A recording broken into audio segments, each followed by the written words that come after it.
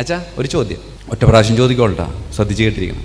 അപ്പുറത്തെ വീട്ടിലെ മേരിച്ചേട്ടി വളരെ പാവപ്പെട്ടവളായിരുന്നു, സ്വന്തമായിട്ടൊരു തേങ്ങ ഉണ്ടായിരുന്നു, ഒറ്റ വർഷം കൊണ്ട് പണക്കാൻ എങ്ങനെയാണെന്ന് അറിയാമെന്ന് ചോദിച്ചു. ഇത് തന്നെ ഞാൻ ചോദിച്ചു. അപ്പോൾ അച്ഛാ ഞാൻ പറഞ്ഞല്ലേ അച്ഛാ ഒരു പ്രാവശ്യം ചോദിക്കോളൂ എന്ന് പറഞ്ഞു. ഞാൻ പറഞ്ഞു എടാ ഞാനൊരു അച്ഛനല്ലടാ. ഓക്കെ, ഒരു പ്രാവശ്യം കൂടി പറയാം, പക്ഷേ ഇനി ചോദിക്കരുത്. നമ്മുടെ അപ്പുറത്തെ വീട്ടിലെ മേരി ചേച്ചി വളരെ പാവപ്പെട്ടവനായിരുന്നു, സ്വന്തമായിട്ടൊരു തേങ്ങ ഉണ്ടായിരുന്നു, ഒറ്റ വർഷം കൊണ്ട് പണക്കാരനായി, എങ്ങനെയാണെന്ന് അറിയാം. അപ്പം ഞാൻ പറഞ്ഞു എടാ ആ തേങ്ങ ആ മേരി ചേച്ചി കൊണ്ട് കുഴിച്ചിട്ട് എന്നിട്ട് അത് മുളച്ചു വന്ന് അതുമ്മ വേറെ തേങ്ങ വെട്ടി വിറ്റിട്ടുണ്ടാവണം. അച്ഛനത് മണ്ടനാണ് ചാ, ഒരു വർഷം കൊണ്ടൊക്കെ ഏത് തെങ്ങും വേണം തേങ്ങ ഉണ്ടാവും. അവനങ്ങോട്ട് കിടന്ന് എന്താണ് അർമാദിക്കാണ് നമ്മൾ കിടന്ന്. അപ്പം ഞാൻ പറഞ്ഞു കുറേയൊക്കെ ഉത്തരം പറഞ്ഞു നോക്കി, രക്ഷയില്ല. അവസാനം പറഞ്ഞെടാ എനിക്കറിഞ്ഞോടാ, ഞാൻ തോറ്റ്, നീ പറഞ്ഞാൽ മതി. അവന് ഉത്തരം പറഞ്ഞാൽ മതി. അവനപ്പം അതിൻ്റെ കൂടെ വേറൊരു ഡയലോഗ് കൂടി, എന്താണ് ഇത് ഇച്ചിരി വിവരവും വിദ്യാഭ്യാസമുള്ളവർക്ക് വേണ്ടി മാത്രം പറയാൻ പറ്റുള്ളൂ, അതുകൊണ്ട് അച്ഛനത് പറയാൻ പറ്റുള്ളൂ എനിക്ക് നേരത്തെ തന്നെ അറിയാമായിരുന്നു. എന്നാലും ഞാൻ അച്ഛനോട് ചോദിച്ചു എന്ന് മാത്രം. അവൻ എൻ്റെ അടുത്ത് വന്നിട്ട് ഇതിന് വളരെ മനോഹരമായിട്ടുള്ള മറുപടി പറയാം.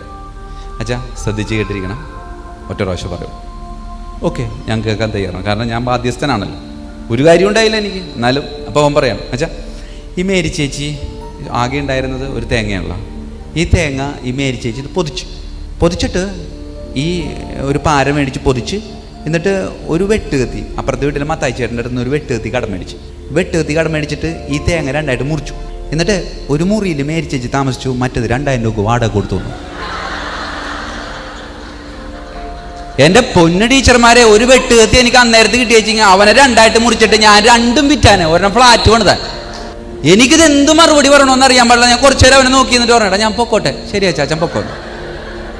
പ്രിയമുള്ളവരെ, എനിക്ക് കിട്ടേണ്ടത് കിട്ടിയപ്പോൾ ഞാൻ നേരെ പള്ളിമേടയിലേക്ക് പോകുമ്പോൾ നമ്മുടെ 2 സുഹൃത്തുക്കൾ അവിടെ നിന്ന് ഇങ്ങോട്ട് വരിക. ഏത് എടാ എന്തോ ചേട്ടാ നിന്റെ മുഖം എന്താണ് ഉണക്കുന്തിരി പോലെ ഇരിക്കണേന്ന് ചോദിച്ചു.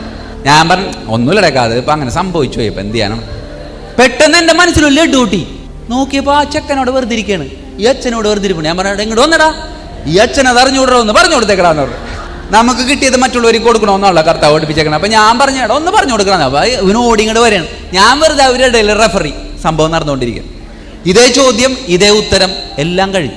അവസാനത്തെ ഉത്തരം പറഞ്ഞപ്പോൾ ഈ അച്ഛൻ, എൻ്റെ കൂട്ടുകാരനായ അച്ഛൻ, ഇവനെങ്ങനെ പൊക്കി ഒരു ടീപ്പോയുടെ മുകളിലിരുത്തിയിട്ട് പോക്കറ്റിൽ നിന്ന് ഒരു കിറ്റ് കാറ്റ് അവനോട് എടുത്തിട്ട് പറഞ്ഞിട്ട് ഇത് നീ സ്വന്തമായിട്ട് കണ്ടുപിടിച്ചാണെങ്കിലും ശരി, ഇത് മറ്റുള്ളവർ പറഞ്ഞാണെങ്കിലും ശരി, നിൻ്റെ അവതരണത്തിന് 100 മാർക്ക്. പ്രിയമുള്ളവരെ, അത് എന്നെ ഒരു കാര്യം പഠിപ്പിക്കുകയായിരുന്നു. എന്താണ്? You are entirely A negative attitudinal reality.